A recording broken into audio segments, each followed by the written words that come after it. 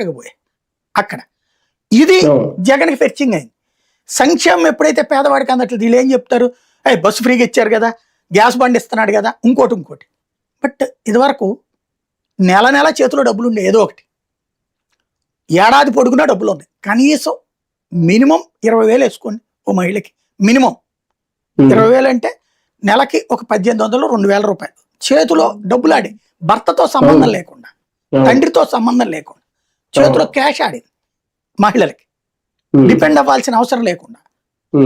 అట్లాగే 50,000 1,00,000 2,00,000 కూడా అయినాయి అన్నది తెలిసినాయి కదా వివిధ పథకాల ద్వారా. అట్లాగే డబ్బులు చేతిలో డబ్బులు ఆడిన మహిళలు ఇవాళ ఒక్కసారిగా చేతిలో డబ్బులు ఆడట్లేదు. ఎవడిస్తాడు ఫ్రీగా అంతంత డబ్బులు? ఈయనేదో P4 అన్నారు, వాడు ఏమైనా తీసుకెళ్ళిస్తాడేంటి రోజు? ఆ పథకం ఏందో ఎక్కడుందో కూడా ఎవడికి తెలియదు. అప్పట్లో P4 అని రోజు హడావిడి చేశారు. ఇప్పుడు ఏమైపోయింది? P4 పేద మహిళకి ఇస్తున్నారు ఇప్పుడు, ప్లస్ అదేది 50 ఏళ్ళకి పెన్షన్, అది లేదు కదా, నిరుద్యోగ భృతి లేదు.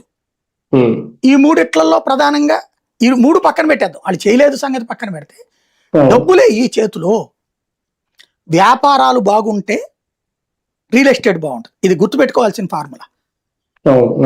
ప్రజల చేతిలో డబ్బులు ఉంటే ఖర్చు పెడతారు కాబట్టి రొటేట్ అవుతుంది, కాబట్టి వ్యాపారస్తుడు బాగుపడతాడు.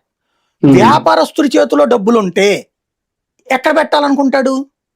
ఓ 20% బంగారంలో పెట్టాలనుకుంటాడు, 80% రిటర్నబుల్ ఎక్స్పెక్ట్ చేస్తాడు.